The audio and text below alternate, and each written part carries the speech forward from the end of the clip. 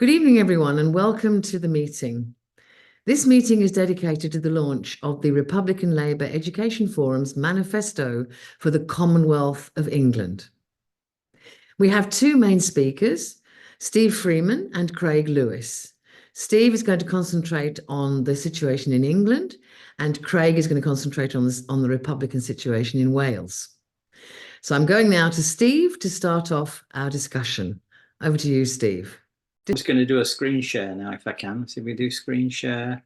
Okay, comrades. So first of all, let's just make a couple of points. This is a position paper that we are using it during the course of this election campaign to promote those ideas. We're putting out as a manifesto, but the real thing, of course, is what are we going to be doing after the election has taken place? So this is about positioning ourselves, developing our politics for the post-election period, and using the election period to just promote the ideas that we want to put forward, because we have a quite distinct position on the left in England, and that's what we want to put forward. So I suppose, if I could, I will do that, because in that, I think even this one symbolic idea, two flags that we've often seen behind Carol and sometimes behind me, I mean, not the Andrew Marr show, designed by Russell, we've got the Palestinian flag, and what we promote as the flag of England. And in some ways, we could capture the whole argument there, or what the position that we have been taking. One is, of course, to support and act in solidarity, as we have been doing, with the Palestinian people and the Palestinian movement that's been taking place since October in this country. The demonstrations, lots of other actions, and all the discussions that we've had. And I'm not going to concentrate on that, although we have developed, a Republican perspective on that. And then, of course, the other flag represents for us the idea that it connects our history, the history of England, the radical history of England. And in that flag, you've got the levellers in the green in the centre of it. And then if you take the green and the red together, the Chartist movement had a tricolour flag that was green and red. And then in the violet and green in that flag, we have the suffragettes. So in a way, it symbolises our struggle for democracy. But when you put the three of them together, you've got a tricolour, which is always a Republican flag. So it also faces the future and the traditional idea of liberty or freedom, equality, and of course, it was called fraternity in the French version, but we could call it solidarity. Those Republican, which means international solidarity. So I think you can see the third one as being humanity, fraternity, humanity, and international solidarity, those values. And those values, by the way, are what you find in the Palestinian movement. It is about liberty of the Palestinian people. It is about equality for the Palestinian people vis-a-vis what's happening to them by Israel. And it is about solidarity, and it is a global movement. So I think those values are values that are in that Palestinian movement. So I think that kind of sums up in a short diagram. It kind of sums up what we're trying to do in those flags. But obviously, I think I wanted to just start by saying, and now Craig will come into this, England, because people say, well, why England? And I think if we think of this election campaign that's taking place right now, it is, and we often don't think of it like this, but the election in Northern Ireland and in Scotland and Wales is different to the election campaign in England. All three of these Northern Ireland, Scotland and Wales have their own parliaments elected by forms of proportional representation. They all have different configurations of parties, not least Sinn Féin, the SNP and Plaid Cymru. So the politics in those, you can't really call Northern Ireland a nation, obviously not, but in that part of the UK and in Wales and Scotland, we have different politics already taking place. And if we take Northern Ireland, then where there are no Conservative MPs, no Labour MPs, and you've had a mass Republican Party, you've had two civil wars since the 1920s and in the 1970s and 80s. And you've had an amendment to the Constitution called the Good Friday Agreement. So there's just some obvious things that make Northern Ireland quite distinct in all this. But Scotland is also very different, where you've got a mass party, the Scottish National Party, which has a majority is a majority of Scotland's representation in Westminster, and of course is the government of Scotland. And it's also made it the second largest opposition party in the House of Commons. And remembering that 45% of people voted to leave the UK in 2014. So in a way, the fault line in Scottish politics is between the unionist parties, Labour, Tory, Liberal Democrat, and the nationalist parties. And in Scotland, republicanism is on the left wing of the National Democratic movement in Scotland. So there's a different kind of politics going on there. And then finally in Wales, and I'm not going to say much about Wales, but you've got Plaid Cymru, because I'm going to leave Craig perhaps to comment on that. But again, a different kind of politics, with the Labour Party playing a different role, having been in government all the time. So sitting here in England, we tend to extrapolate from England as if the rest of the place was we almost imagine the rest of the place. But in England, politics is a distinct appearance, because we've got these two major traditional parties, loyalist parties, Anglo-British loyalist unionist parties, the Conservative and Unionist Party, it likes to have unionism in its name, and the Labour Party, currently forming His Majesty's government and His Majesty's opposition. Well, I suppose that's dissolved now. But there is no parliament for England elected by proportional representation. And the political culture which we had in England has traditionally said that the Tories represent the monarchy, the aristocracy, landed property, the City of London and corporate business, and the Labour Party is the voice of the trade unions and the working class. That's the way it's been sort of told to us, the story that's been told to us. Now, of course, I would argue where we are in England, that this model is already breaking down. All right, we are on the cusp of it breaking down. Brexit was one of the big factors in all of this. And one argue that what emerged out of Brexit was a rise of English nationalism. The Tories were certainly putting Englishness in their own manifesto, and some of their leading figures have said, well, the Tory party is becoming like the English National Party. So I think my prediction would be that in England you have a rise of English nationalism, the flag of St. George, which Keir Starmer has, which the Tories have, and which, of course, Farage, I think he was waving it today, and Tommy Robinson and others, they're all there. And I think then, I think that what we've also got, or we haven't got actually, it's pretty said we haven't got, it's like that Sherlock Holmes story, the dog that didn't bark. We've got, I think, on the other side of the fence, English republicanism or republicanism in England. Does it exist? Is it simply a marginal force? But my thesis would be that there are objective conditions that are ripe for the birth of republicanism. And these objective conditions are in the failure of the state, of the constitution, of democracy, and of the economy, which has given us low productivity, low growth, and low wage economy that we've got.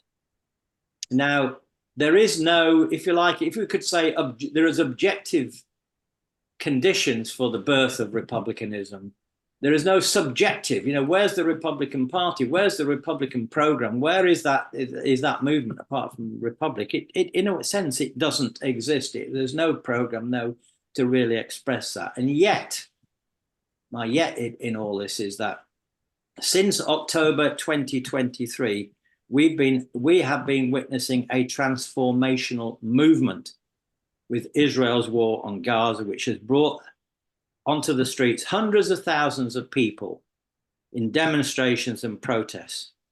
Perhaps the tip of the iceberg of millions who actually believe there should be an immediate ceasefire and have believed that, and who oppose the horrendous war that we're watching on our screens.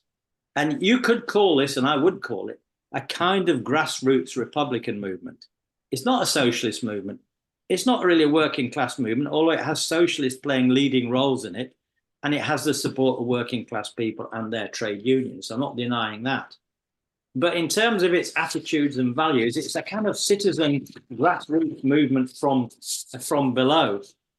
with those ideas that I mentioned before about freedom, equality, solidarity. It's a kind of proto, in my mind anyway, a proto-Republican movement. And if you hear the chanting on the demonstration, when I heard it, my mind went up. The one that I'm sure you've all heard, the one that goes, 1, we are the people. 2, we won't be silent. 3, stop the bombing now, now, now. And I've heard that many times. And I would say that's a kind of, it's a people, it's about not being silenced, about having a voice, having the voice of the people, and obviously stop the bombing. So I think that we have got the circumstances, as it were, existing, ripe for republicanism, even if it hasn't yet come out consciously, because obviously the Palestinian movement's not about England. You know, it isn't that. So let me then move on to, I thought I would start, as I like to do, because the point about this argument, it's rooted in our history, and I think that's a very important thing. So let me just, I thought I'd start with that one. You know, I took England's Standard Advanced was a pamphlet written published on the 6th of May, 1649 by Captain William Thompson, who was an officer in the New Model Army. And he issued this pamphlet called England's Standard Advanced.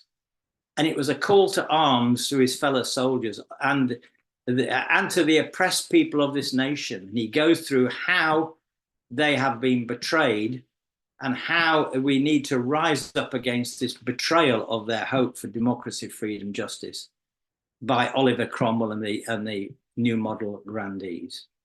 And for me, I look at those and I think a new parliament by the agreement of the people. I believe the agreement of the people was a written constitution.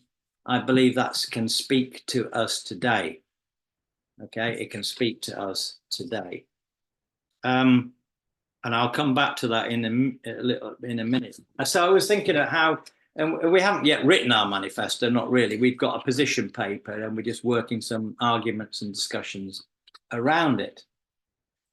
1649 is a very important date in this whole story. Of course, William Thompson is killed in, I think, Northampton. He's tracked down. He's one of the Leveller mutineers at Burford, who clashes with Cromwell and is tracked down by the established part of the army, and he's killed in a fight in Northampton. Not very much long after that.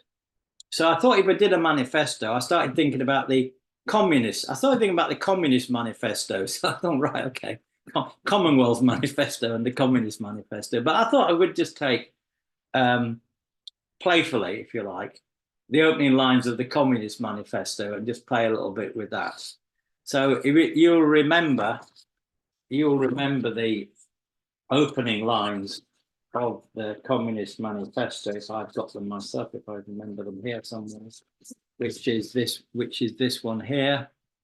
Hold on a minute.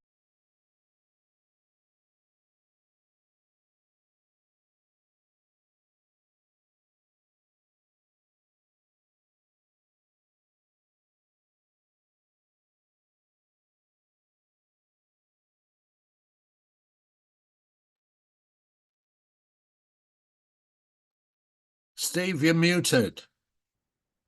Backwards. There we are. You missed it. Did you miss it? Okay, so let me can't go backwards. I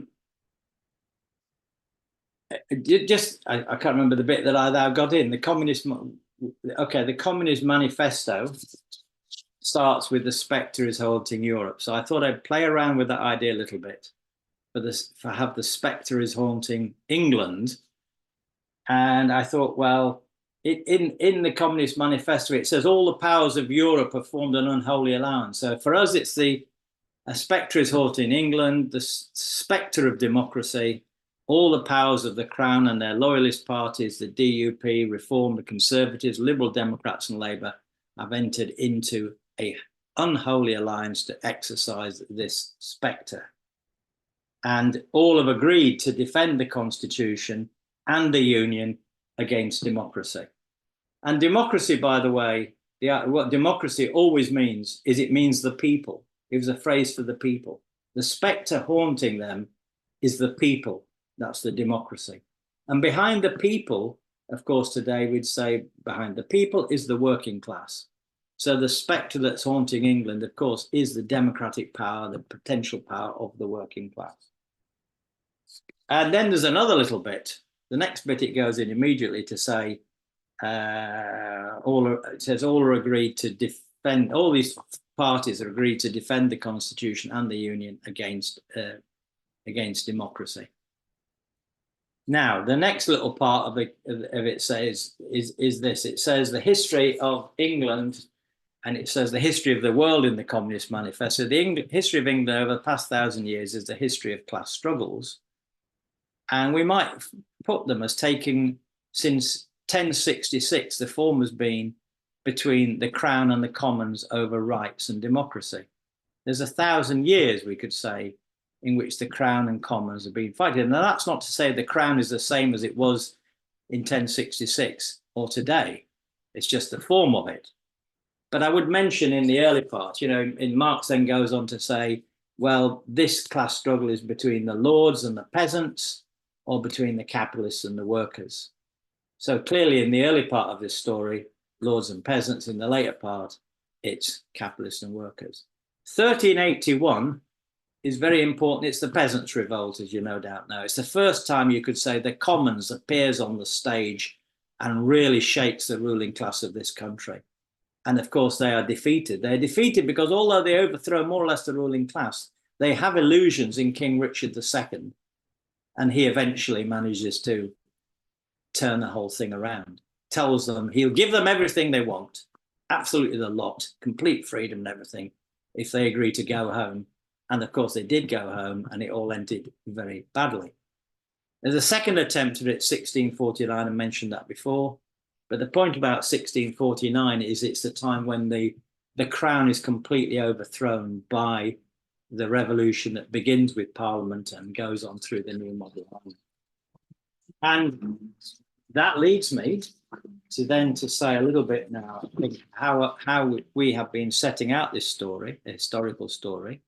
The Commonwealth, we could think of the first Commonwealth of 1649, a republic with a constitution, with no monarchy, with the abolition of lords, all done within about 2 months. Didn't take them long. I mean, it's 100 years to reform the House of Lords. They managed to abolish it in 2 months because that's how it was. No monarchy, no laws, all abolished within the first few months of 1649 as a result of that revolution. But then, of course, we have the counter-revolution, the one I was talking about at the beginning. Cromwell led the counter-revolution. Then you have the restoration of Charles II, and then you have the Glorious Revolution that kind of creates our modern constitutional monarchy. And I would think that the second Commonwealth, we could call the second Commonwealth, which was clearly not a republic, of 1945, that established the welfare state and the mixed economy, which we call the British social monarchy. That is the post-war constitutional and political settlement upon which our political system and constitutional system has been based.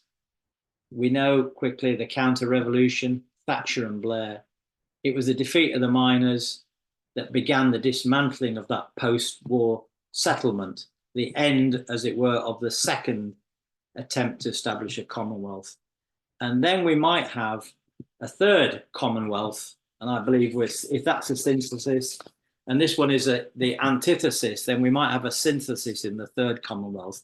And I think I'd put the third Commonwealth to really give the growth of the anti-poll tax. Coincidentally, of 1381, the anti-poll tax movement was very, very important after the defeat of the miners. And then famously, Tony Benn in 1992 puts forward his Commonwealth of Britain bill.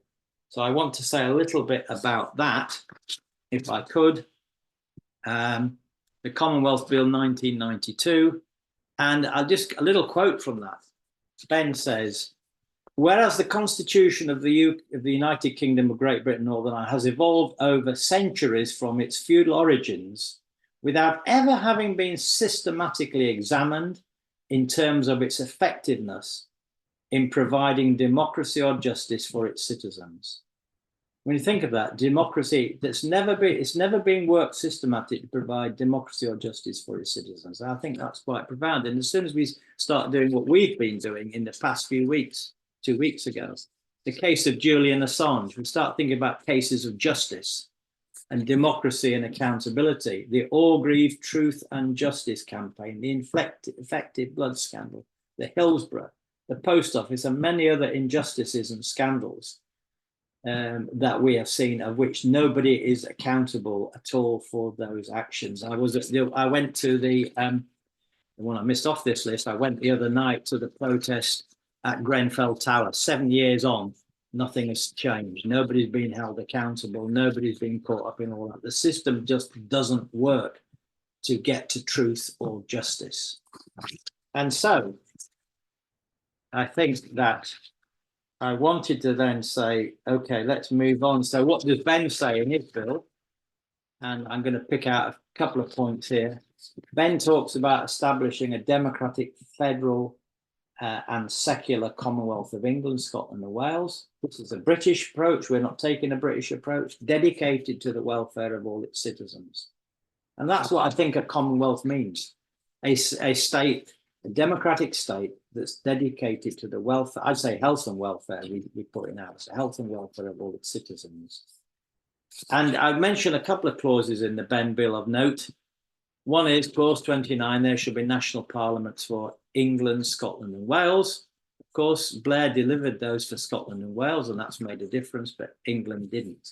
And that's led a whole problem in England, a kind of a wider democratic deficit in England. Clause 38 says the ownership and control of all the land shall be transferred forthwith to the Commonwealth. And again, that's something we've included in our proposals. And then there's a clause 28, which I think is an interesting one.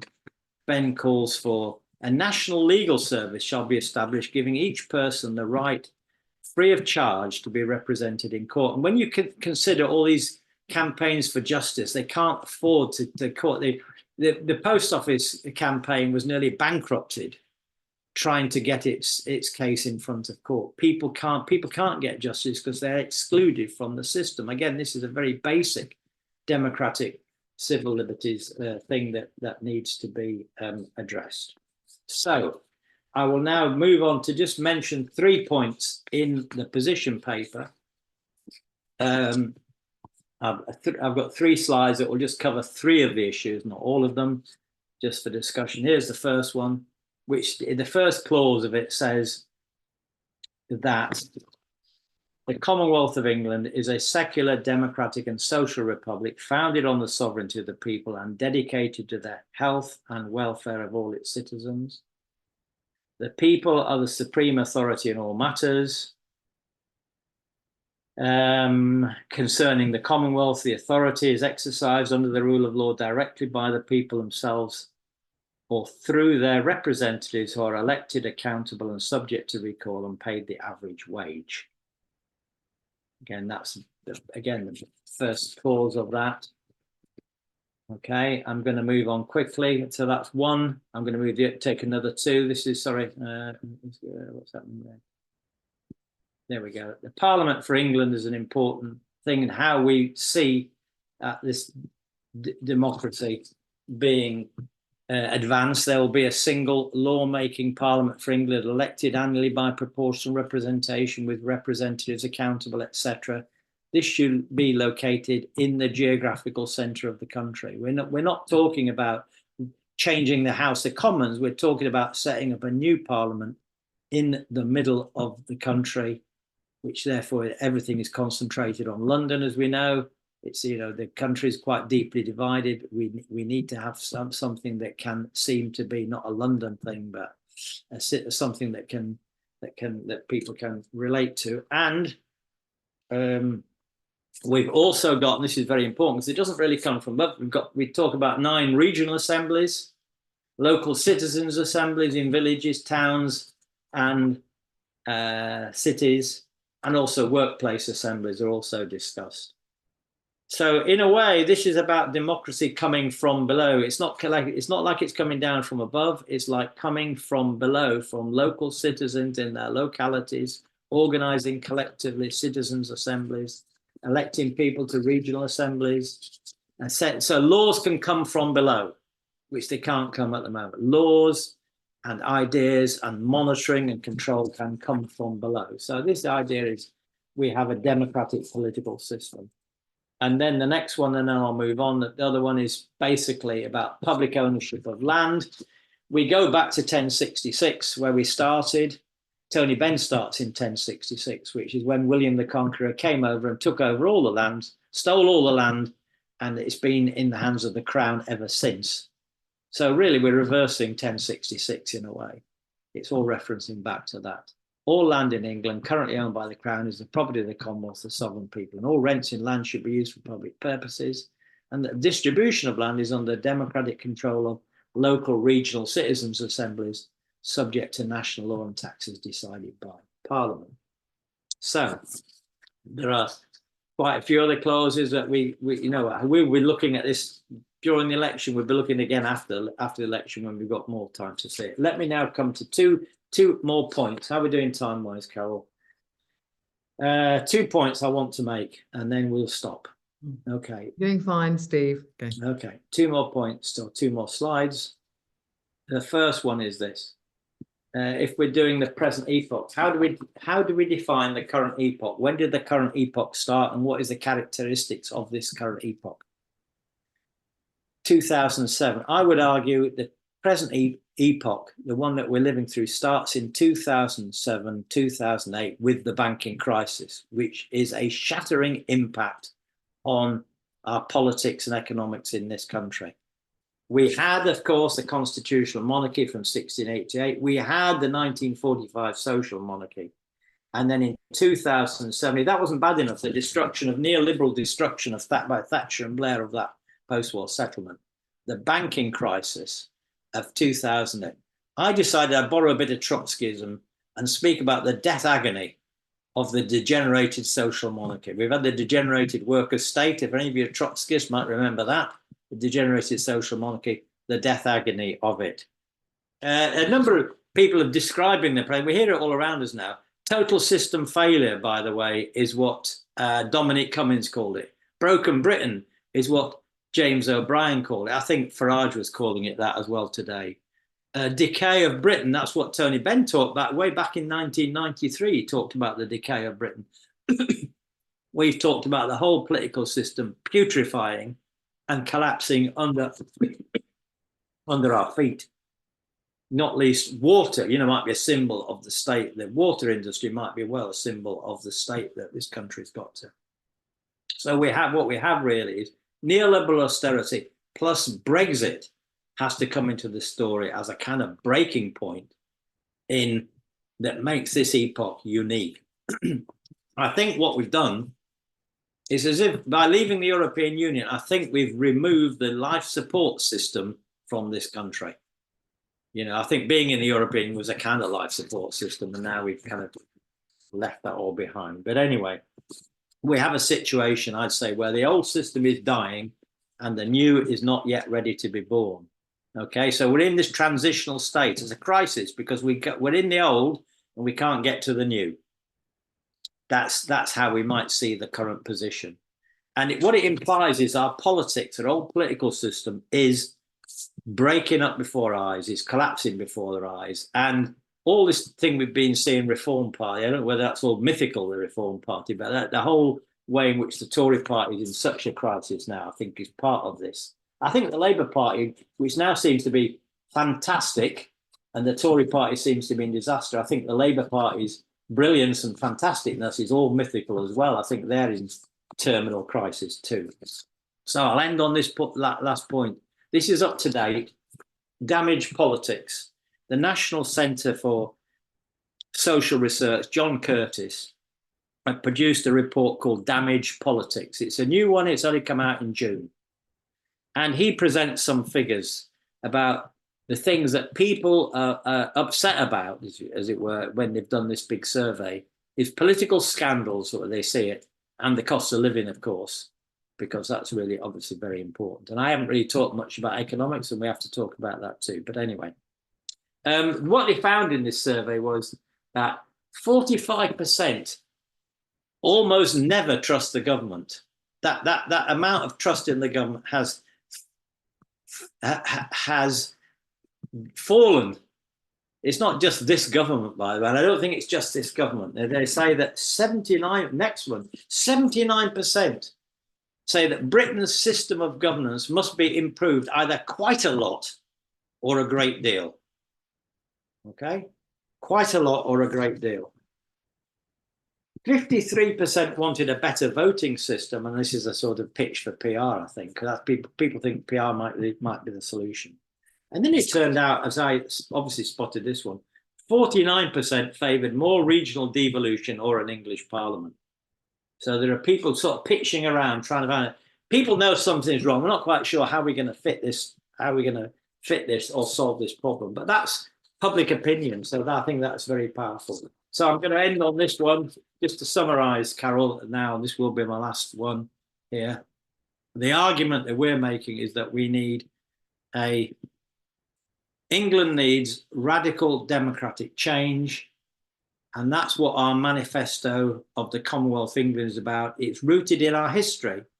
It's rooted in the class struggle between the Crown and the people, or the Crown and the Commons.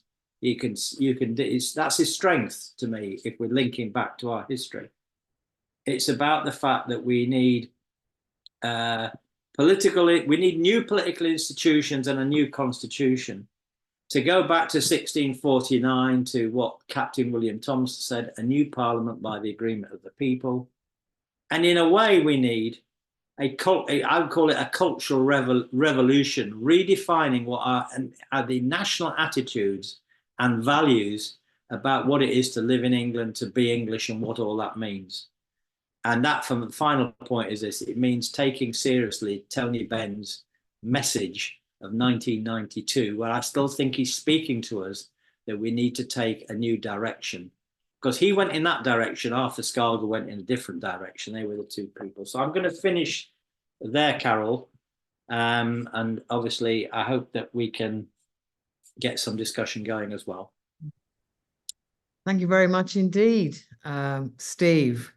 That was an extremely interesting and clear exposition of our hope for the future of England, our manifesto for a Commonwealth of England.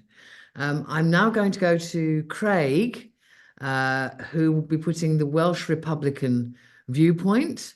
I'm not going to try and say the name of his organisation. I'll leave that to Craig. Okay. I don't want to upset or offend any Welsh people here. So I'm going to leave that up to Craig Lewis. So over to you, Craig. Okay, Carol, thanks. I was asked just to bring solidarity greetings to this meeting. I'm not going to go into a long discussion, a long lead-in discussion like Steve's done, because I think a lot of things can be brought out in the discussion. What I'm going to do, if you don't mind, I just want to first of all express solidarity from Undod Chwith Cymru, which is how you say it. And I'm not Welsh, I'm afraid, although I spent quite a long time there. With the excellent work that the Republican Labour Education Forum's been doing in England, we've just seen that with Steve's presentation today, to expose the fundamentally undemocratic character of our Westminster system and where it's come from and so on, and the various stages through which this decay is going. There's much we in Wales, I think, can learn from the work you've been doing, whilst some of the in some ways, the democratic deficit at the heart of the British state is perhaps more easily recognised within the devolved nations. I can give you, there's plenty of examples of that, certainly since the period of devolution, and the sort of the beginnings of a challenge to the whole idea of devolution and the way in which it's both the devolved nations don't are experiencing interference in the democratic processes and so on. But in some ways it's easier to recognize that democratic deficit. But any serious attempt to achieve a democratic republican transformation of the archaic constitutional structures that Steve's just talked about I think is going to depend fundamentally on what happens in the union's largest component, which is obviously England. So, you know, I think it's important that we have these kind of these demonstrations of solidarity between us. I thought I'd just briefly explain the politics of Undod Chwaith Cymru, our main strategy for engaging with the independence movement in Wales, the nationalist movement in Wales, because we don't see ourselves as nationalists, we see ourselves now as Republican socialists, and why we see building links across these islands as important. And, you know, Steve mentioned the different contexts in Scotland and in Wales. I'm actually living in Scotland, but I probably know more about the situation in Wales because of my involvement with Left Unity in Wales. And I'll try, you know, what do I say? You perhaps be able to pick up some of those differences in context. So, you know, so what I was thinking of doing is explaining our main, you know, explaining a bit about our politics, our main strategy for engaging with the independence movement, and why we see solidarity as important.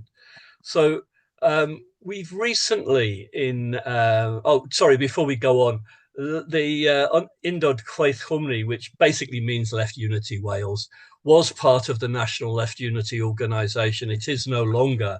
I don't want to go through all the internal tensions and so on that led to the break, the split. But obviously, if there's in the discussion, if people want to ask about it, we can discuss it. We've recently produced a charter for Wales, which we're using as an agitational instrument. It's and I think it summarises our politics to this point. It's not a detailed platform like the one that you've produced, which was circulated before this meeting, but it briefly summarises our eco-socialist and Republican approach to independence, which is set out in more detail in a number of other publications, particularly our Manifesto, which we produced back in 1920, a booklet that we've written collectively, and various submissions we made to the Welsh Government's recent commission on the constitutional future of Wales. I'll put links in the chat to the charter that we've developed, but the other links I haven't got to hand, but I'll get them to either Steve or Carol if people are interested to see more detail on what sort of constitutional arrangements we're proposing for an independent Wales. We use the charter at public meetings to intervene in elections.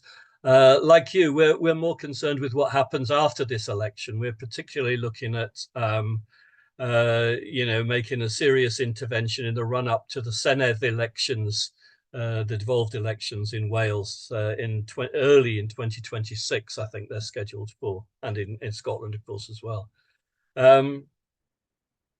And we also, of course, use them in independence movements events. We've even got one of our groups that has recently been using the charter on stalls it's set up around Merthyr to get people signed up as Chartists, as supporters of the charter. I think that's a bit presumptuous to call it Chartists, but that's what they're doing. It's still very much a work in progress. But you know, it's an idea which will develop both the charter itself and how we use it. The charter headlines are Democratic Republican Platform for Wales.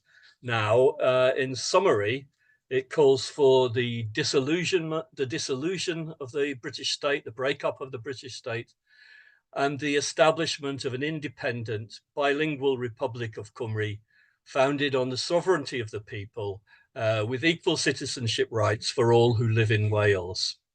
It argues for a written constitution with eco-socialist goals that guarantees fundamental rights, amongst which you'd include things like, I won't go into it in detail, but the right to work, to housing, to food, to healthcare, to social support, lifelong learning, free movement.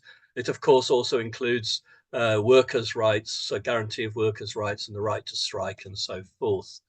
And it explains also that within the Welsh Republic, democracy would be devolved as close to communities as possible, with legal support for workplace democracy and cooperative production.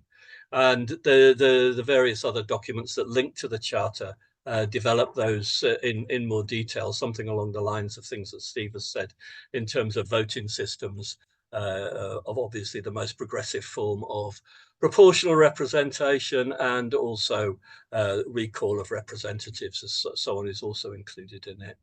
But it's nowhere near as detailed as the programme that you're discussing here today. Hopefully that gives you some idea of what we're campaigning around. Our strategy to implement the programme at the moment focuses on an initiative that we began last year called the Cymru Radical Left Dialogue.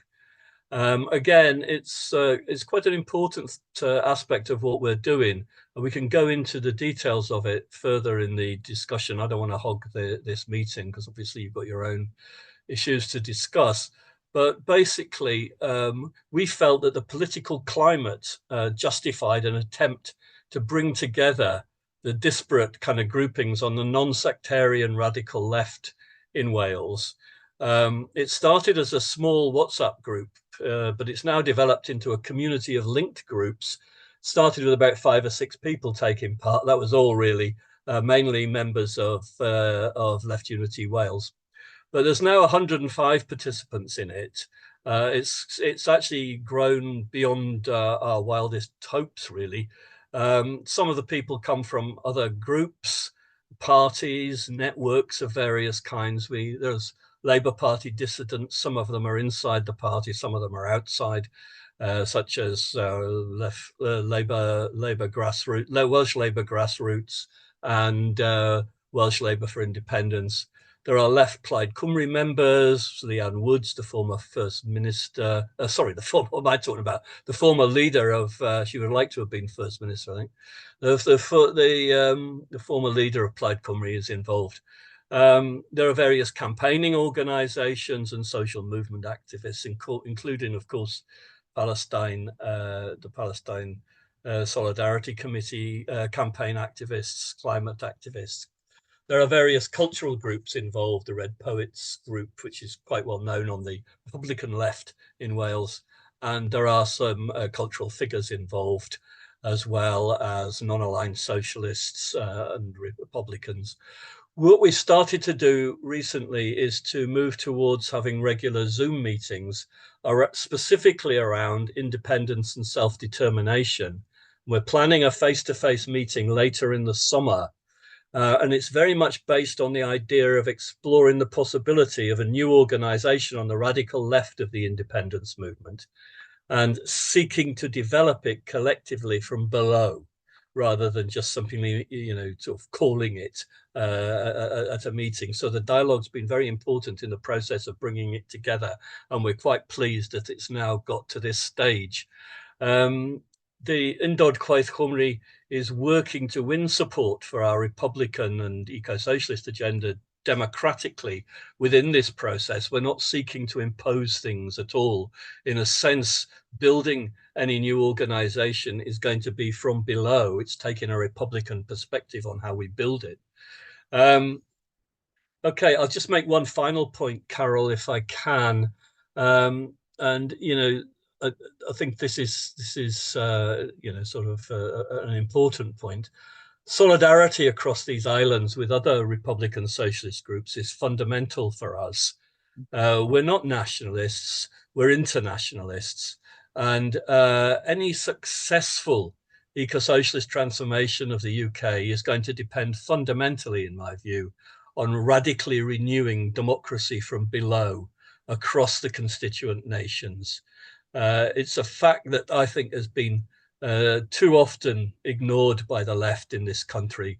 In fact, I'd go as far as to say it's the root of the left's failure to achieve any permanent shift in the power of the organized working class to sustain progressive change over recent years. But as I said at the beginning, such a democratic renewal cannot be achieved permanently in Wales on its own. Steve made the reference to the old system dying and the new one not being able to be born. That's a quote, obviously, from Gramsci, and Gramsci finished that quote by saying that at times like that, it could be a time of monsters.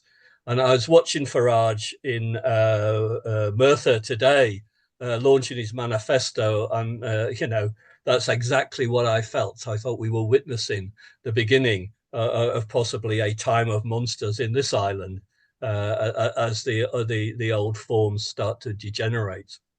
So, I think central to defeating those monsters, of course, will be reasserting working class republicanism across these islands. And I hope we can continue to build links between our organizations and share campaigning and educational work in future.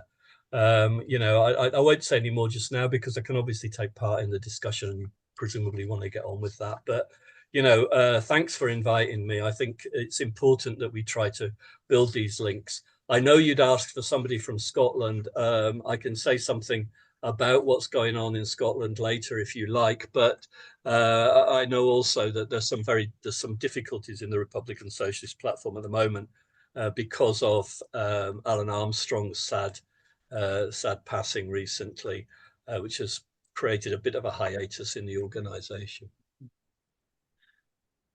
Thank you very much indeed, Craig. Excellent. It's lovely to know that that there are Republicans in Wales and, of course, as you just mentioned, in Scotland as well, and of course in Ireland, that are all striving towards the same goals as we are. Very, very heartening indeed. I see I've got two hands up already. So it was Mike and then Richard. Please, if you have any questions, any contribution you'd like to make, please, we'd love to hear what you have to say. So first of all, I'm going to Mike Hope. Yeah, thanks both of you very much indeed. Really interesting. I've got two questions really for Steve and one or two observations on Wales after that. First question, Steve, in relation to Tony Benn, because I'm afraid I may not be too popular here, but I have always seen Tony Benn as, an avuncular figure, but somehow, never quite representing progress because of his, as I saw it, overly romanticized view of the exceptionalism of English history, something he shared with people like E.P. Thompson and various others who I think I've always thought sort of played up the Englishness and almost created this sort of alternative patriotism. Now, okay, I mean, I'm prepared to rethink that in the light of the Commonwealth Declaration. But if this was so important, how come is it that the Bennites, all the people who followed Ben, not least Jeremy Corbyn, but, MacDonald and then the younger generation like Richard Bergen, they completely didn't get it. They've completely junked the Republican element in what Ben was saying and his whole Commonwealth Declaration. They seem to think it was sort of irrelevant to the day-to-day class struggle. So if it was such an important moment, how come Ben's closest followers managed to miss it? That's the first question. Second question is on different forms of voting. Because, I mean, in England, we very much are, tied, like prisoners to the mast to first past the post, which is the most iniquitous system. And everybody but the Tory government has been well aware of that. But the Tory government, so desperate have they been to claw back some advantage that they've actually kind of they've gerrymandered some of the election rules, not only in terms of things like having photo identity and all the rest of it, but also in relation to the mayoral voting system, the regional mayor voting system, which was a form of PR, was transformed back for this last election into first past the post. And I mean, it didn't seem to do the Tories much good, but they arguably might have lost a little more had it been PR. So, there is that question about, where we stand in relation to these different voting systems. They are strategies and tactics. They are not principles as such. I would, I recognize that. But, they are important in terms of embracing the democratic moment that is upon us. Just on Wales, I mean, Craig, thank you. That was really interesting. I would say I mean, in South Wales, in what has existed in the valleys, the industrial valleys, was, very much a form of local democracy and almost a local form of socialism before it was even called that. And Nye Bevan famously credited his idea for the creation of a national health service based upon the sort of miners and other industrial workers self-help groups for health and education and welfare that were formed in the valleys. So in a way, you have still the remnants of these old democratic structures very strong in South Wales. In North Wales, it is completely different. You have a far more complete domination by the English. Cheshire has sort of spread right along the North Wales coast and even into the far Llyn Peninsula with all the second homes. The normal nasal North Wales accent has been subsumed by a sort of Cheshire-style English. There has been traditionally a hostility between North and South Wales, probably far greater even than the North-South divide in Britain as a whole. And so I'm wondering how the Welsh Republicans propose to overcome that. And just very finally on culture, you mentioned poets. I think some of the real culture is around music. There's people like Griff Rhys and a wonderful woman called Gweno, who sings both in Welsh and in Cornish, and is very much for reclaiming the democratic traditions of all the Celtic fringes. Thank you very much indeed, Mike. That would be reclaiming the Cornish or Celtic culture would be absolutely marvelous. Okay, so I'm going to Richard and then John. Hello, yeah. I'll try and make mine as quickly as possible, really. But two things with questions for Steve.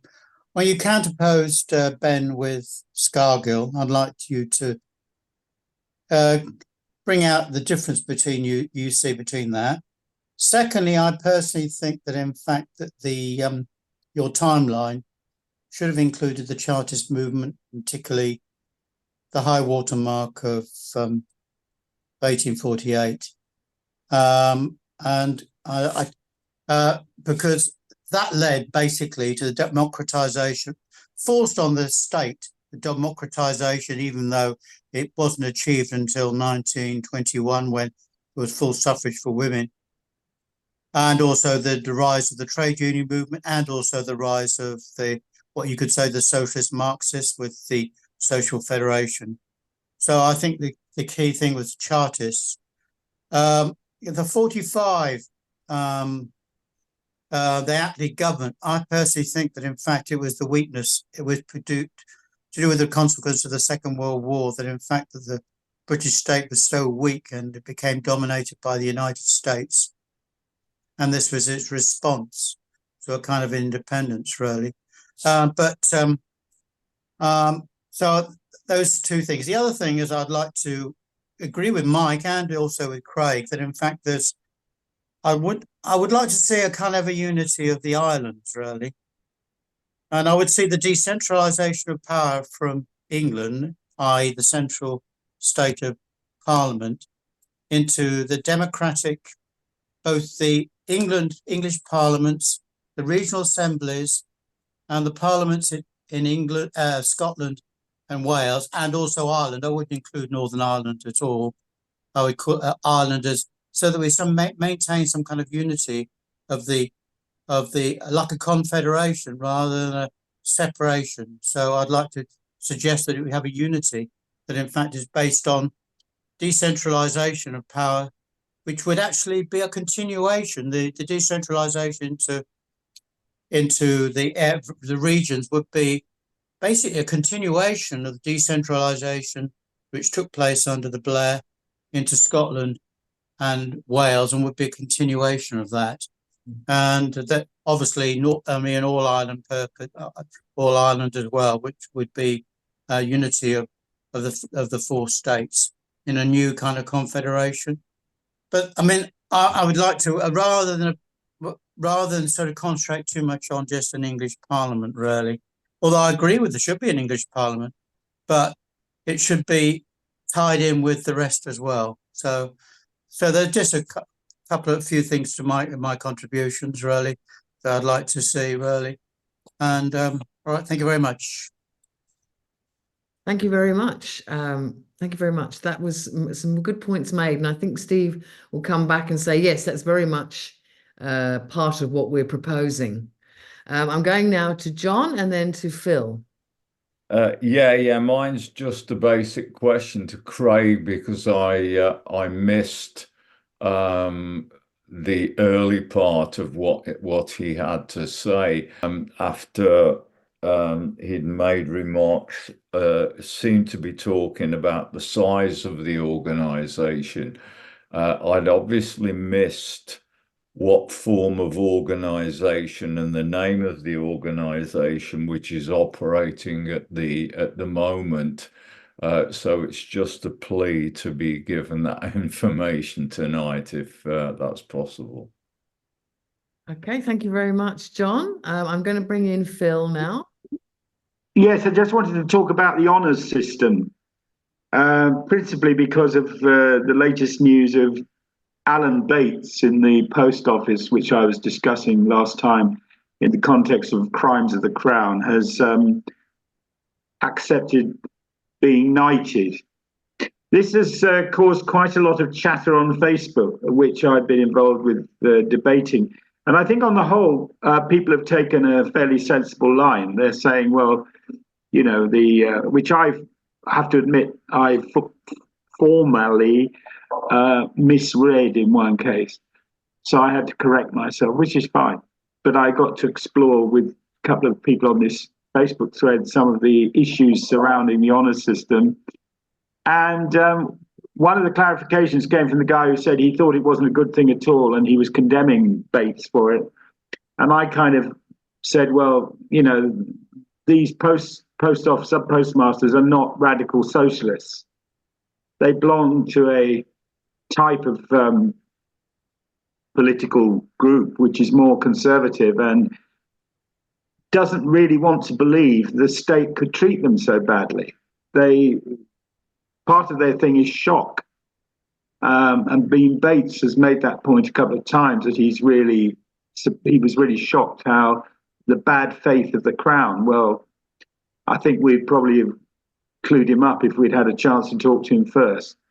But what's interesting is a lot of them are, you know, really, there are a lot of other scandals. And I wanted to bring one to your attention, which I didn't mention last time, but I should have done, which is the adoption scandal, where women who are now 75, 80 years old had children removed from them in Britain, in UK, not in Ireland. I'm talking about here, in England specifically. And there's been this campaign, very interesting campaign, demanding an apology. And the 2 or 3 women who are involved with leading it just don't have the first real, I think they don't really have very much clue of campaign experience. Therefore, they're not kind of clued on how to plug into various networks and push MPs and all that. So they have had a lot of assistance.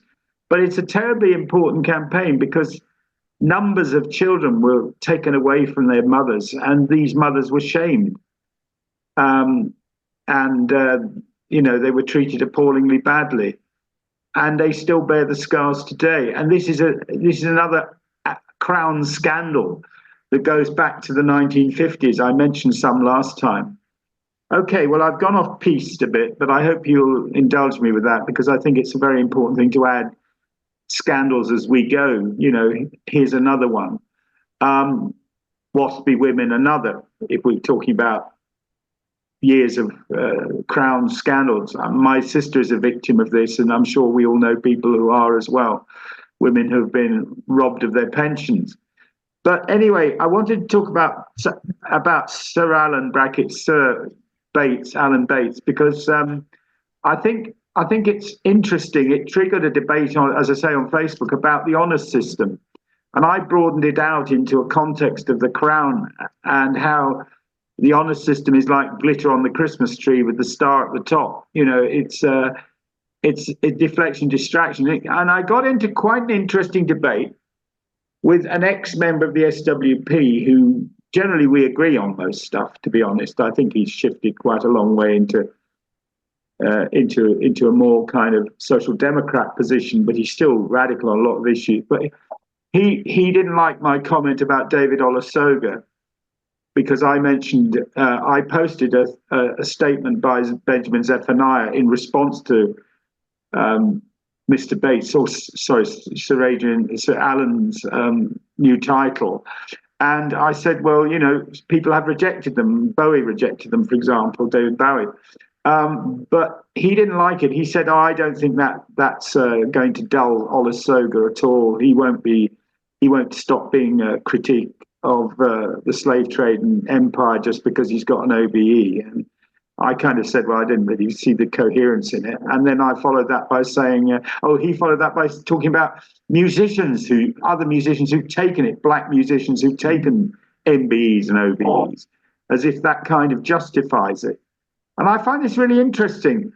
Here's someone an example, don't want to make it all about him, but here's somebody who has totally sane ideas, understands the nature of capitalism very well, but still thinks this is sort of all okay and should be for the individual to decide.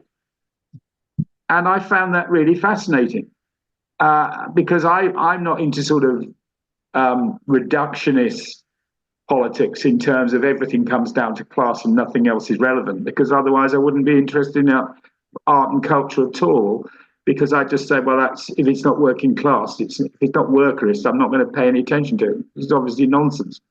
But this is a widespread view because other people came on and said similar things. Oh, well, I'd be happy if they got rid of the monarchy, and I think the Lords should go, but I don't see the connection between the honour system and what you're talking about. So I then said, well, the thing is, if you look at it, and Tony Benn, bless him in my view, because I shared a beach with him in Saint-Tropez in 1963, so I'm slightly biased.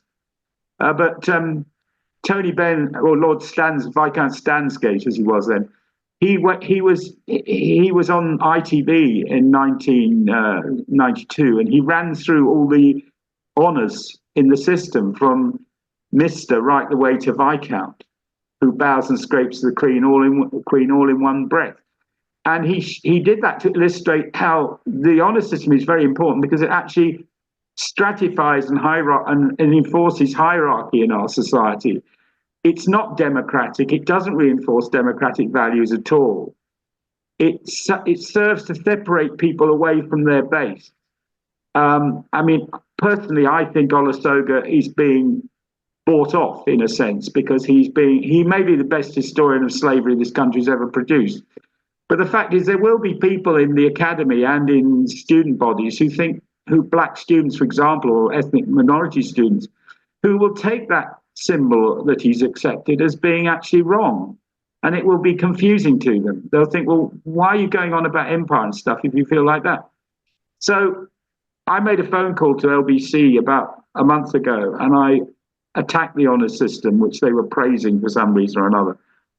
And I said that it reinforces the crown because it's an out-of-date constitution that it belongs to. All these honours with empire in should be got rid of anyway. But why can't we have, as this friend of mine on Facebook proposed, a non-crown related honour system, you know, like they do have them in other countries? And I argue that that's very difficult because under the present constitutional setup, it'll always be awarded by somebody.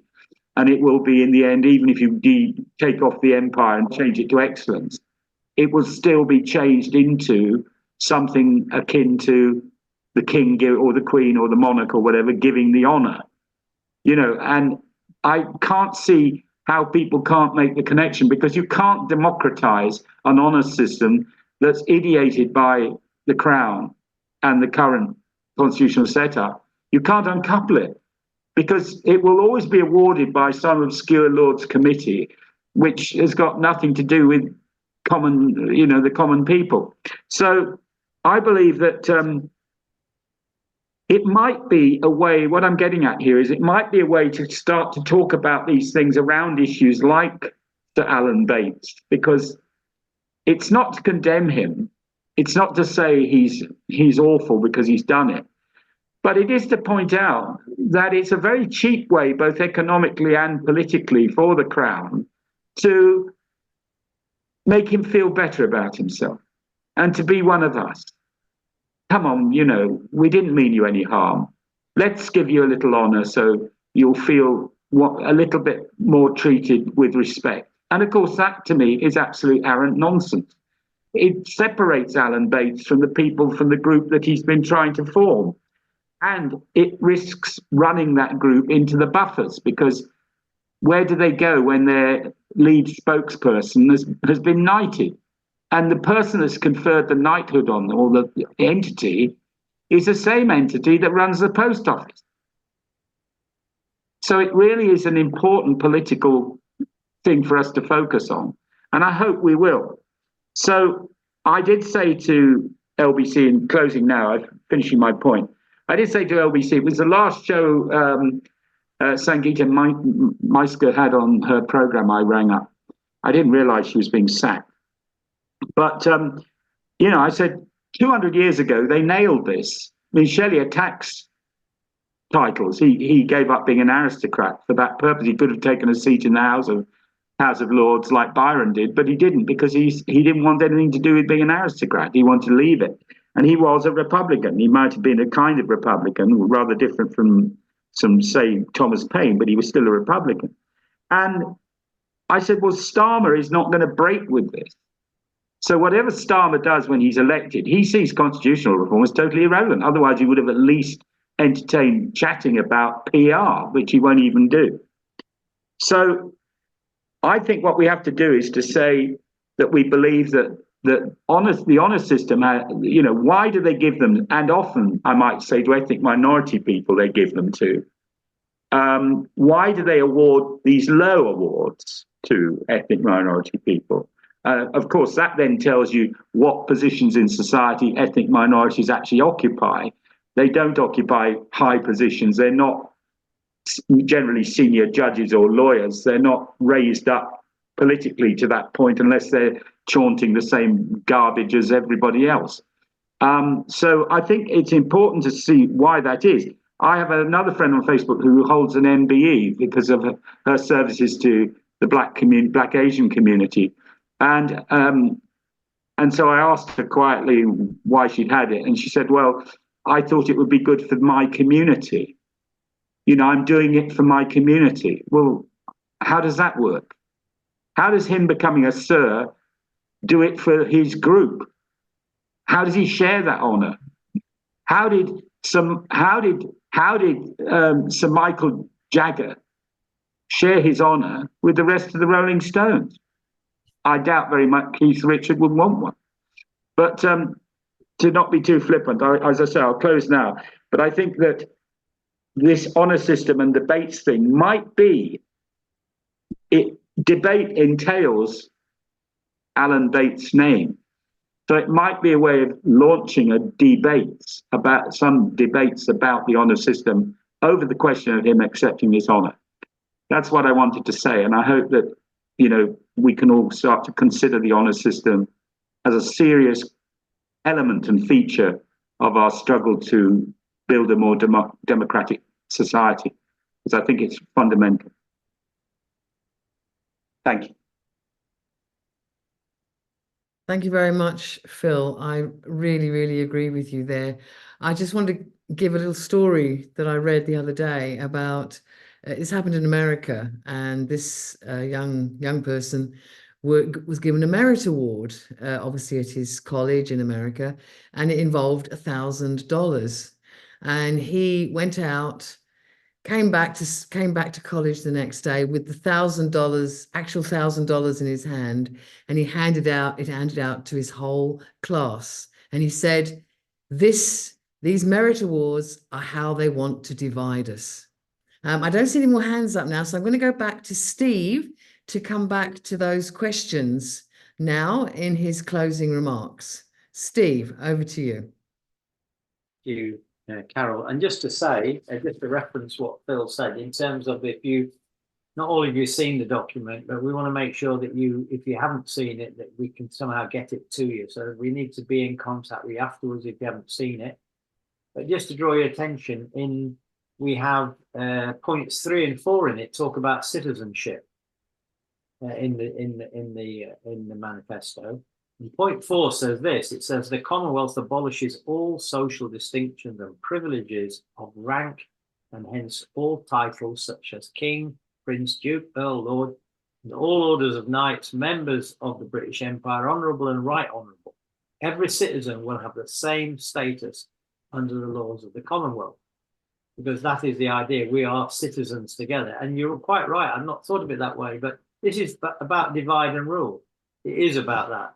They're dividing Bates from his rank and file, just like they do when they appoint trade union leaders and give them knighthoods and lordships and all the rest of them. They are driving a wedge into the movement by doing that. So we can have no truck with that whatsoever. Now, going back to a couple of questions or comments, one was about Tony Benn, Mike querying Tony Benn, and it is right. The thing about Tony Benn didn't really do anything with his bill much. He didn't conclude from it, we now need a party that's going to adopt this program and stand candidates. He didn't set out to turn his program into a Republican Party. He was really loyal to the Labour Party, as we know.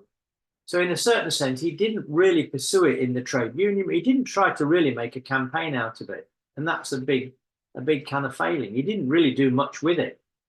As you say, Jeremy Corbyn was a seconded this, his bill, was a supporter of it.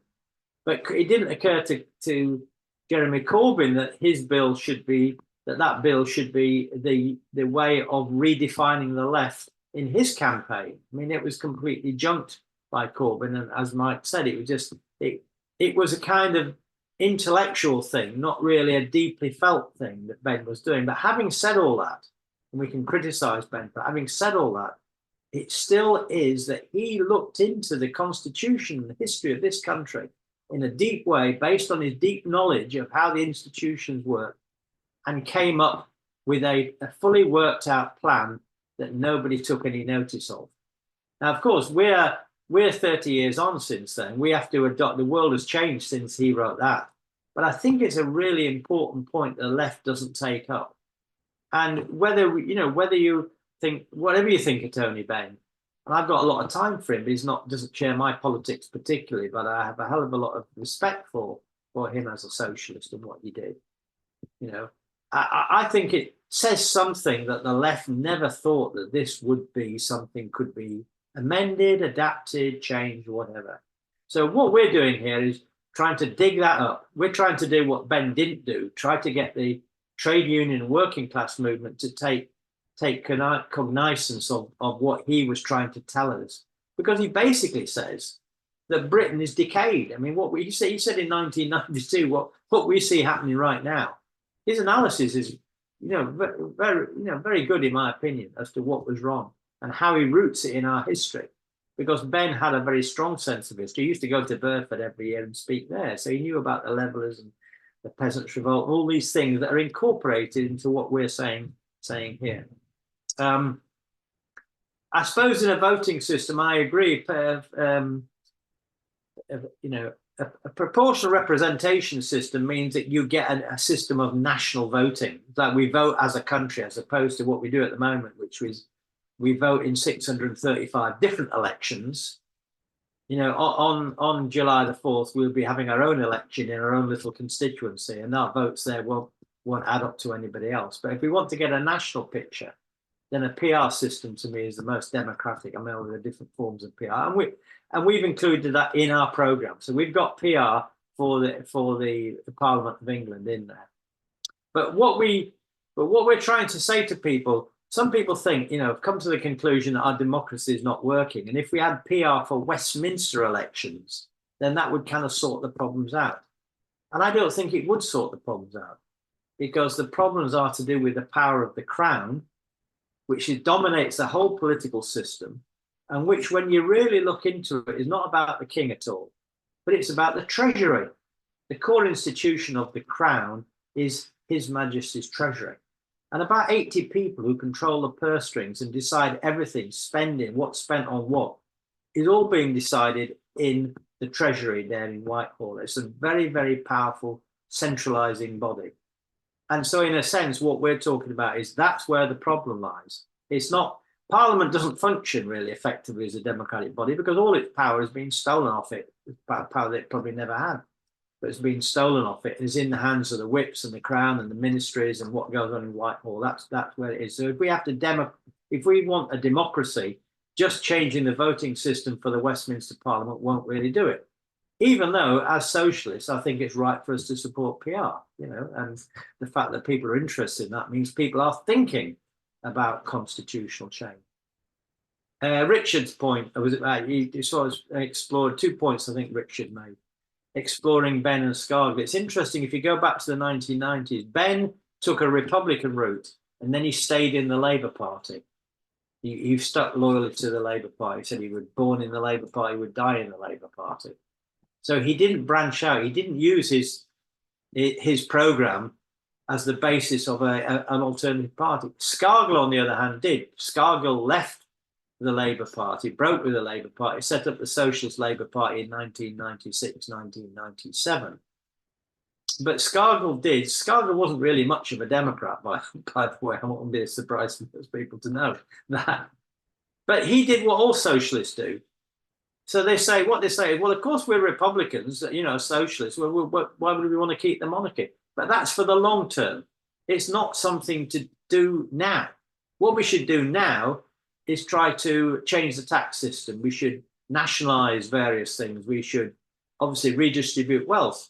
And that was Corbyn's position. All of those parties that grew up out of that Blair years, which was the SLP, Socialist Alliance, Respect, Tusk, Left Unity, all of those parties all had the traditional view that republicanism is a long-term thing, not something for now, not something that changed what we're doing right now, and that's why we're quite different from them. They didn't form any Republican parties out of that.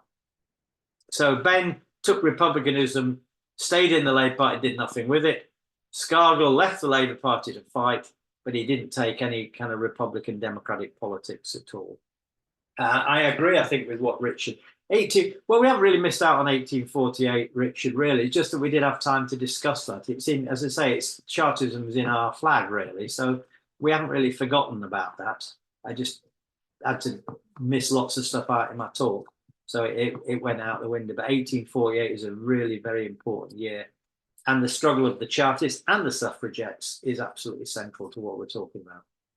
And you're quite right about 1945. 1945 is that the working class was strong because of the war, but not strong enough to get rid of the political system. So really what happened in 1945 was a constitutional settlement that accepted the ruling elites, their constitution, their system of government, and gave us the NHS at the same time as doing what it did in India, doing what it did in Palestine, internationally, getting nuclear weapons and all those other things, you know. And that's what it was. The balance of forces wasn't, or the working class didn't have an independent democratic program in 1945, but they didn't want to go back to the 1930s.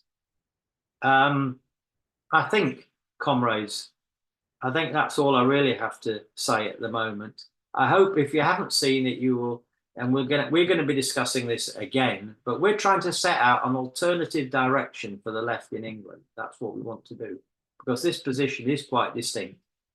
It's distinct from the George Galloway party. It's distinct from Tusk. It's distinct from all of those positions, because it is doing something that the left in England doesn't do. It doesn't take England seriously. And to me, that's a very, very dangerous thing to be happening, because the people who do take England seriously are your Tommy Robinsons with your English Defence League, your Nigel Farages, and all the rest of them flying their flags of St. George. That's a danger if we don't have an effective answer to all of that, which is a democratic Republican flag that links into our whole history and the struggle between the Crown and the people of this country, between the Crown and the Commons, for democracy. That's our tradition. That's where we are, and we are the inheritors of that. And what we have to do as people, as socialists, is to continue that struggle that goes right the way back to 1066, when, as Tony Benn pointed out, William the Bastard took his coronation oath in the Westminster, in the Westminster Cathedral, and while his knights outside ran rampage around London, killing everybody, burning everywhere. And to Tony Benn, that was where the oath, the royal prerogative, was first launched in 1066, Christmas Day, while the burning and looting was going on outside. And so we're going right the way back to there. We have to undo all of that. We have to undo the loss of 1649, the loss of 1945, and go forward into the future. Thank you, comrades, for your attendance. And I hope we can help us put this idea around to a wider audience. That's what we want to do with your help. Thank you. Thank you very much, Steve. Richard has his hand up again, but we try not to go beyond 90 minutes. And we did have a time for people to contribute from the floor. So Richard, if you can make it very, very short, please, if you'd like to give us your final comment. Richard. Steve did characterise about the issue with Ben, because that was why I put my hand up, because I didn't think he was going to answer it.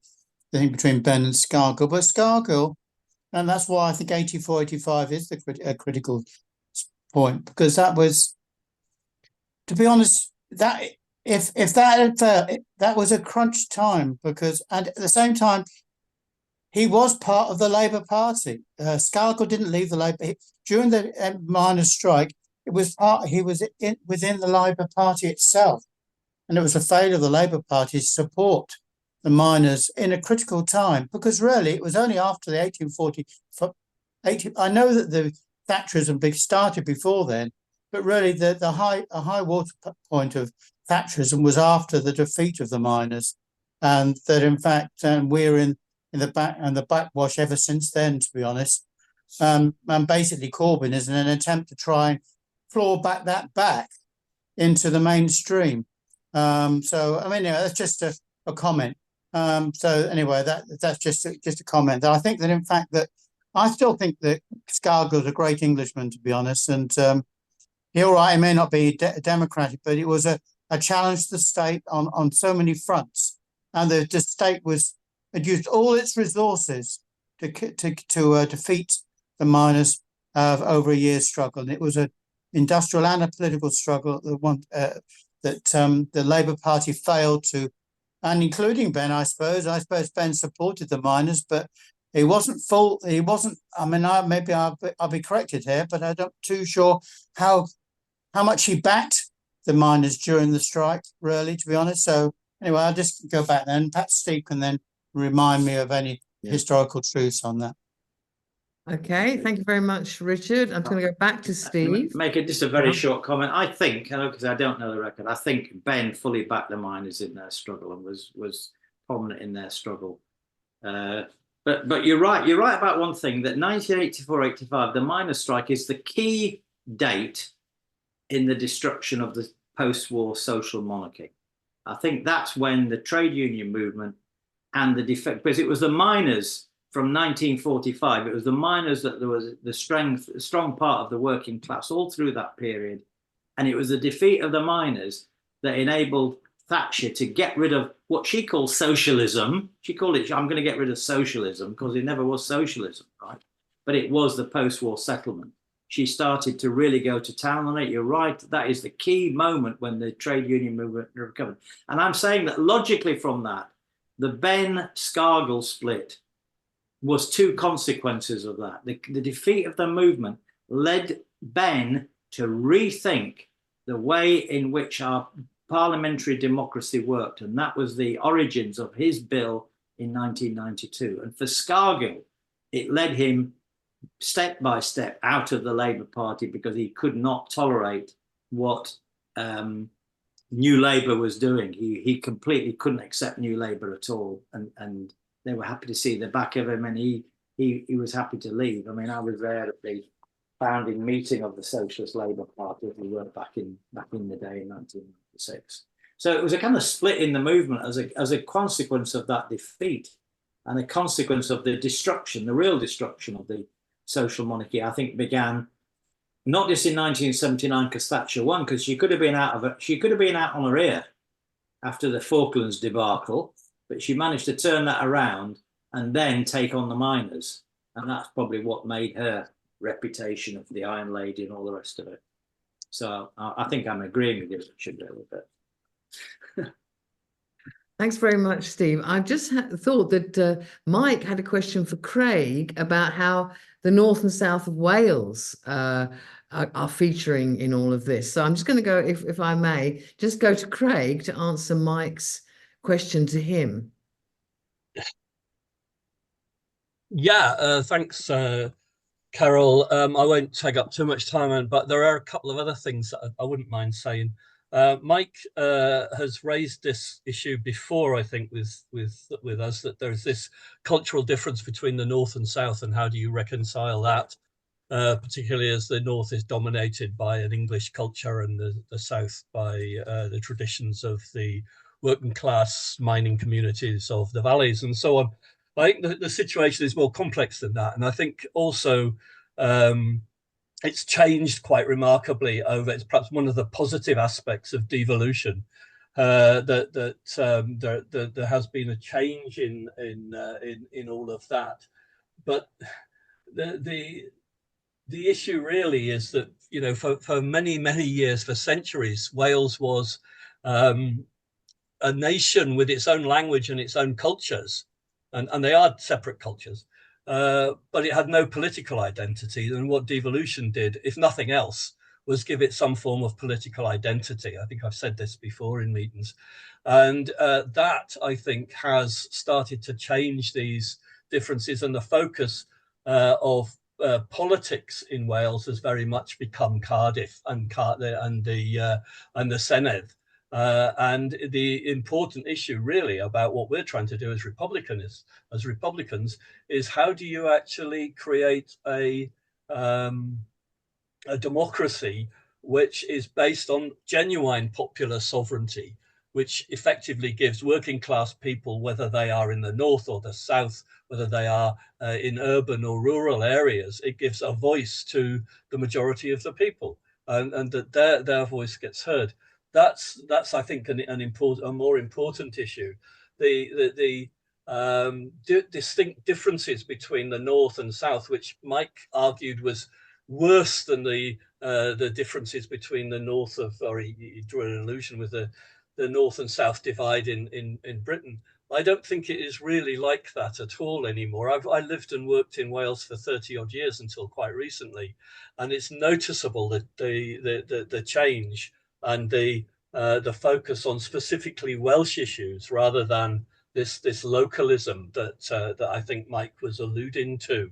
So I do think there is a change there. Nevertheless, of course, you know, there are different cultures. There are different. The language is stronger in certain parts of the country than others, particularly in Northwest Wales, where I used to live, in comparison to the areas around Wrexham and the Shropshire, the Welsh Marches and stuff.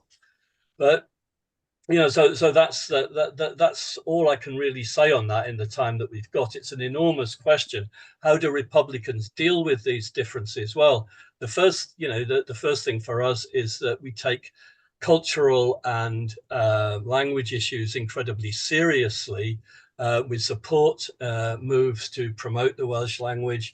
Indeed, Cymdeithas yr Iaith Gymraeg, the Welsh Language Society, has had considerable successes. And there are Republican members of that organisation, which we were involved with. But they've had considerable successes over the years. The Welsh Language Act, the Welsh Language, the additions to the Welsh Language Act in recent times means that all school children study Welsh, whether they're in Welsh-speaking areas or not, right up to O level. You know, so that again is an important part of protecting the culture. In terms of the housing question, yes, different issues in the north and the south, obviously, with regards to the wealthy English retirees driving up the prices of Welsh houses in tourist areas and so on. There are still campaigns though going on, and it's important to link those campaigns together because in the south the housing issue is different. It is about rent costs. It's about the provision of social housing and so on and so forth. It's far too big for me to go into and answer this. We've tried to address all of these things from one time or another. And I'll promise I'll put links. I've put a link to the charter in the chat, but I'll send links to Steve and to Carol with around some of the issues which we have some of the proposals that we have made about some of these issues. In both the booklet that we've written and also the manifesto and some of the proposals that we made to the Constitutional Commission. There's an awful lot of stuff in there and it's far too much to just sort of do off the top of my head now and give misleading answers to. As far as culture is concerned, we see it as a vitally important thing because it's part and parcel of the struggle for an independent and Republican Wales. There was just a couple of other things. Somebody, I can't remember who, I'm sorry, raised this question about wouldn't it be good if we could have unity around, replace Westminster with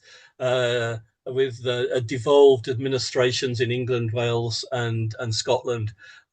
This would be wonderful, yes, but we can't do that, can we? Through the current constitutional arrangements, it would be impossible to hand down devolution from above. It's absolutely vital, I think, that in the component nations of the United Kingdom, that decision as to the extent to which we want to share sovereignty, to which we want to build Republican unity, if you like, Republican democracy, that decision has to come from below, and for it to come from below requires independence, both for Scotland, for Wales, and for England. In that sense, the English question, that's what I started with.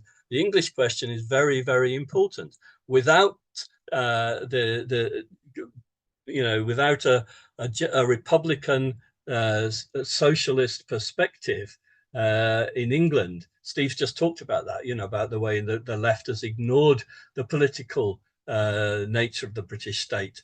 And I said when I spoke that I felt that was one of the things which has prevented any progressive gains from the working class movement, sustainable progressive gains of the working class movement for the last, decades, in fact, as to use Steve's terminology, as the social monarchy has been degenerating. The fact that we've ignored the powerful tool that is the Westminster state in the hands of the ruling class to prevent gains for working class people, or to roll back the gains that have been made. The fact that that's been ignored, I think, is a huge weakness on the part of the left, and it's down to people like yourselves and us in Wales, others, in Scotland too, to challenge this. And building the links from below is the crucial thing, because that's the only way you're going to get genuine, a genuine federation, if you like, of the component parts of the United Kingdom rebuilt. Just handing it down from above is going to be it's going to be regarded with enormous suspicion in the component in the devolved nations. Tony Blair only, was it yesterday, I think, let the cat out of the bag when he said devolution's purpose was to prevent independence for Scotland, and it's worked. And he actually said that. It's not going to happen by simply trying to take over the Westminster state and somehow change it in some way in order to have a devolved federation of the British of these islands. Final point: the thing about my numbers, John, that you were talking about. I was simply giving an idea of what the politics of Undod Chwaith Cymraeg was, and how we were working through a much wider organisation to try and bring a realignment on the radical left of the independence movement. Within that, we would, and others too, who share our perspective in Wales, would be arguing for a Republican eco-socialist vision for the future independence of Wales. Sorry, that's what I was talking about at the time. Is that all right? I've rushed through that. That was some very big issues there, which we could talk about forever, I think. I absolutely agree with what you're saying about devolution not being the answer. It has to come from below. We have to break this union that was imposed from above by the establishment, by the monarch. That has to be broken, and then independence has to come from below in these countries. The people have to decide what they want to do. The people have to decide on independence. The people have to decide on a federation if they want one. So this has to be done democratically. Absolutely agree with you, Craig. I see Steve has his hand up, so I'm going back to Steve to give final comments now. Well, I was just about to say what you've just said, Carol, so I don't know if I necessarily need to read it. It does need to be emphasised, because people understand this. We do want England, Wales and Scotland and Ireland even to be together in one state if we could. But it's the process by which you get there that is so crucial. And as Carol has just said, we are anti-unionist, because after we've broken and ended the union, then free nations can come together in a federal state, can voluntarily. It's not imposed as some sort of last gasp attempt to keep the British unionism going, not by offering federalism. We're not doing that at all. We're absolutely clear. Those nations must become independent, free nations. And then if we do it in a democratic way, they'll be only too happy to come with us. If we end up fighting, if England ends up fighting with the Welsh and the Scots, as we did with the Irish, then the idea of us being together in a nation will be put back decades or even centuries. So we want peace and democracy as the answer to that. Get rid of the union and then reunite afterwards. So we're not doing that narrow nationalism. We are internationalists. But sorry, Craig's already said that. Carol's already said that. I just thought that point needs to be emphasised. Thank you, Carol. Thank you very much indeed, Steve. So I want to thank our two speakers, Steve and Craig, who I think have given excellent talks this evening, excellent lead-off talks. And thank you very much for everyone who's who's attended the meeting and who's contributed and asked questions. It's made it a really interesting and fruitful meeting. And enjoy the rest of your evening.